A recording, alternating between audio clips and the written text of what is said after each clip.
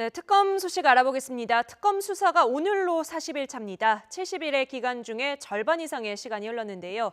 설 연휴가 지나면 특검이 박 대통령 대면 조사와 청와대 압수수색에 나설 예정이라고 합니다. 특검 수사의 성과와 남은 과제들 짚어보겠습니다. 양지열 변호사 나오셨습니다. 네, 안녕하세요. 안녕하세요. 네. 이제 특검 수사 지나온 날보다 남아있는 날들이 더 짧습니다. 네. 반환점을 돌았다 이렇게 볼 수 있겠는데요. 그동안에 좀 어떤 성과들이 있었다고 평가를 하십니까? 우리 보통은 이제 특검이라는 과거의 경험을 네. 보았을 때는 별로 얻는 것이 없었죠. 그러니까 예. 국회에서 상설특검법을 만들었는데도 불구하고 특검이라는 게 정치적인 어떤 해결 수단이지 네. 실적이 있었느냐라고 하지만 이번 특검 같은 경우 좀 많이 다른 양상을 보였죠. 네. 일단 현재 구속자만 해도 10명에 이르고 있습니다. 네. 게다가 물론 이제 검찰 특별수사본부에서 기초적인 자료를 많이 확보했던 덕분도 있지만 그걸 받아서 더 추가적으로 많은 부분을 확대를 했고 기존에 검찰에서 하지 못했던 블랙리스트 관련해서 예. 김기춘 전 비서실장이나 조윤선 당시로서 네. 현직인 장관을 처음으로 예. 구속하기도 했었고요. 또 그 이화여대와 관련해서는 이미 남궁건 차장이라든가 네. 김용수 전 학장이라든가 현재 교수들까지 해서 4명을 구속하면서 상당 부분 실체를 밝혀내지 않았습니까? 네. 그런 것들을 볼 때 물론 이 모든 것들이 결국에는 이제 탄핵 정부와 관련이 있긴 하지만 네.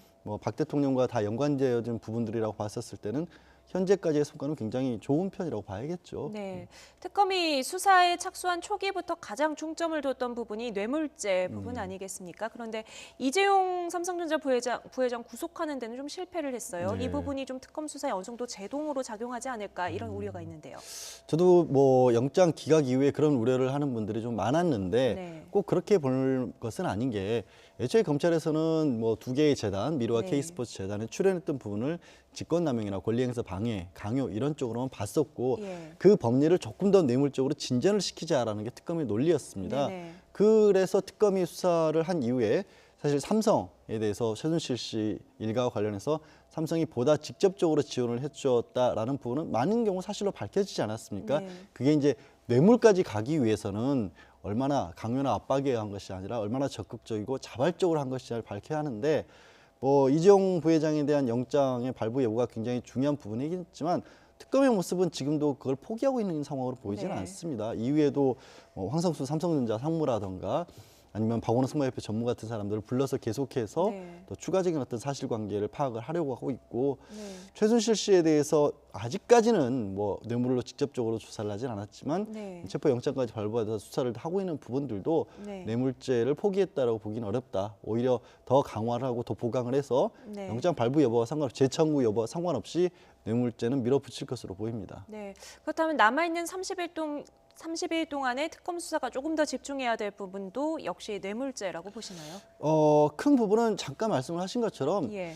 이게 어떻게 보면 박근혜 대통령이라는 큰 산을 올라가는 데 있어서 지금 베이스 캠프들을 좀 차리는 형국이다. 네. 그래서 더 험악한 어떻게 보면 정치적으로도 그렇고 검찰의 수사 입장에서도 현직 대통령을 수사한다는 것은 엄청난 일이겠지 않습니까? 어떤 정치적으로 판단을 떠나서 그래서 그 부분을 얼마만큼이나 잘 대비를 해서 수사를 하느냐라는 과제가 남아 있을 것이고요. 네. 그 과제의 핵심은 결국에는 이제 뇌물죄가 될 것이지만 예를 들어 블랙리스트 같은 경우 처음 등장한 거 아니겠습니까? 그리고 예. 이 블랙리스트를 형법적으로 봤었을 때는 직권남용이라든가 업무 방해 정도에 그치지만 이거를 헌법적인 가치로 본다면 엄청난 어떤 사건으로 볼 수도 있는 거기 네. 때문에 그런 부분에 대한 보강 같은 것도 필요하겠죠. 네.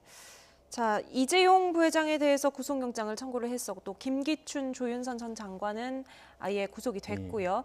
이제 설 연휴가 끝나면 본격적으로 또 2라운드가 시작한다 이렇게 볼 수 있을 것 같은데 일단 박 대통령에 대한 대면 조사 이야기를 특검이 했습니다. 네. 박 대통령이 이걸 받아들일까요? 글쎄요, 참 네. 그동안에 원칙적으로 예. 수사에 많이 협조하겠다는 말씀을 계속 거듭해 왔죠. 그리고 얼마 전 한 인터넷 언론과의 그 인터뷰에서도 네. 검찰 특별특검의 수사는 받을 것처럼 말씀을 예. 하셨지만 늘 전제 조건이 붙은 게 있지 않습니까? 네. 정치적 중립성이 담보가 돼야 한다라는 부분인데 예. 그걸 이유해서 이제 검찰에서부터 특검 수사까지도 계속 거부해 왔고 네. 또 공교롭게도 참 이걸 어떻게 받아들여야 될지 모르겠지만 최순실 씨가 특검의 체포영장에 발부받아서 강제 집행을 당해서 네. 가는 첫 소환 때도 자유민주주의에 위반하는 특검이다라는 정치적인 얘기를 하지 않았습니까? 그렇죠. 물론 이제 최순실 씨가 말을 한 거였지만 그게 마치 해석을 하기엔 받아들이는 사람의 보기에는 아 이건 정치적으로 중립성이 없는 검찰이구나 네. 특검이구나라는 생각을 할 수도 있기 때문에 성사 여부는 참 미지수긴 합니다. 다만 네. 개인적으로 바란다면 네. 그래도 대통령으로서 수사를 받는 게 대통령으로서 직무는 정지돼 있지만 대통령으로서 받으면 오히려 어느 정도의 존중을 받으면서 수사를 받을 수 있지 않을까. 예. 그것이 박근혜 대통령에게도 전혀 불리한 상황은 저는 아닐 거라고 봅니다만 네. 제가 판단할 문제는 아니니까요. 네, 이 존중을 받으면서 조사를 받을 수 있지 않냐 이런 말씀을 하셨는데 만약에 이제 박 대통령이 이 조사를 받겠다라고 받아들인다면은 특검 사무실로 가서 조사를 받는 겁니까? 아니면 청와대에서 받는 겁니까? 지금은 가능성 면에 있어서는 제3지대 얘기가 네. 꾸준히 나오고 있습니다. 사실 네. 대통령에 대한 수사 가능성이 처음 나왔을 때부터 청와대로 특검 수사팀이 들어간다라고 한다면 청와대라는 공간 자체가 가지고 있는 특검 입장에서 불리하죠. 예. 사실 현직 대통령이 머무르고 있는 공간 자체인 거고 대통령이 직무 공간이라는 곳이고 공적인 기관이기 때문에 네. 아무래도 뭐 이런 정서적 위축이라고 할 부분 그런 것들도 감당해야 할 네. 그런 상황도 되고 그렇다고 또 대통령을 소환해서 특검 사무실에서 수사를 받게 한다는 것도 역시 여전히 아직까지는 분명히 국가 원수인데 그 지위에 걸맞지 않은 어떤 상황에 붙여줄 수 있기 때문에 네. 제3지대에서 비공개로 만남을 가질 가능성이 높지 않을까라는 네. 것이 중론으로 보입니다. 네, 한 번 조사하기도 힘든데요. 이 대면 조사를 한 번 더 진행하기는 어려울 것 같고 네. 한 번 조사할 때 조사할 내용이 너무나 많아요. 좀 어떤 내용들에 가장 집중을 할까요?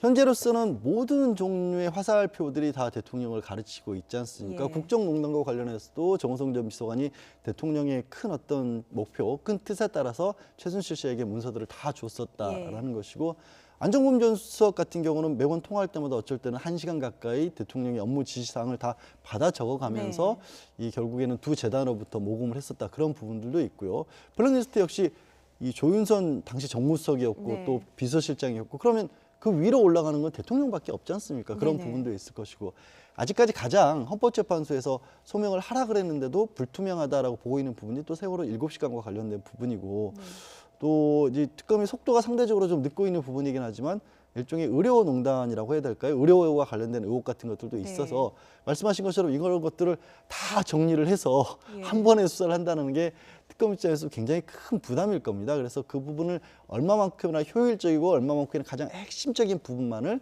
이게 수사에 어떤 초점을 맞추느냐 그런 부분을 수사 전까지 가장 많이 잘 추려서 이제 접근을 할 것으로 보입니다. 네, 이 대통령 대면 조사 이전에 특검이 청와대 압수수색을 하겠다 이런 계획을 발표를 했죠. 청와대는 계속해서 버티고 있고요. 이게 가능할까요?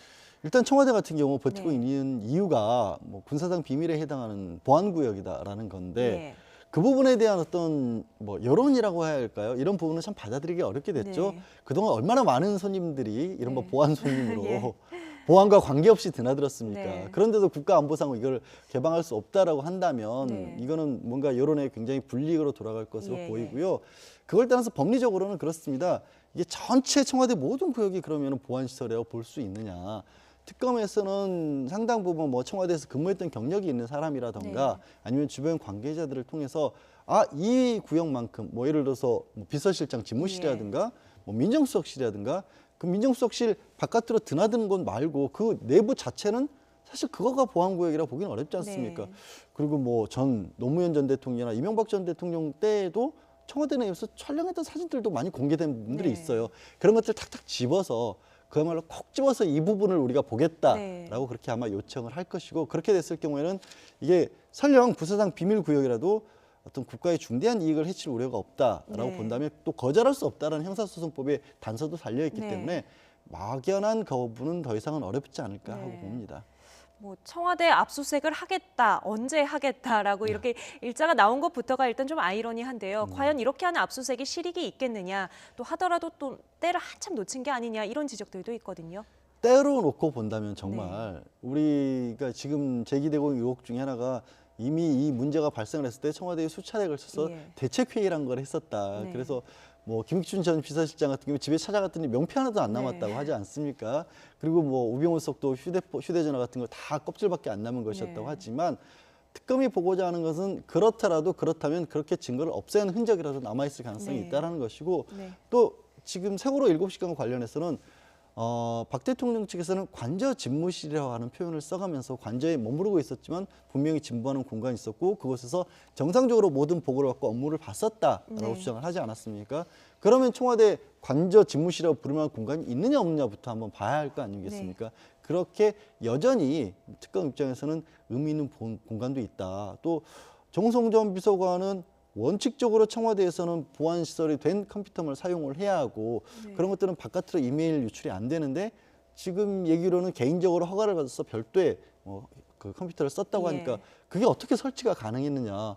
단순히 말해서 랜선 일반 랜선 같은 걸 연결해서 인터넷을 쓸 수는 없었을 거 아니겠습니까? 예, 예. 그러면 이게 어떤 구도로 해서 이 정호성 전 비서관이 최순실 씨와 이메일을 주고받았구나 하는 네. 부분들을 현장 확인의 필요가 있는 거죠. 네.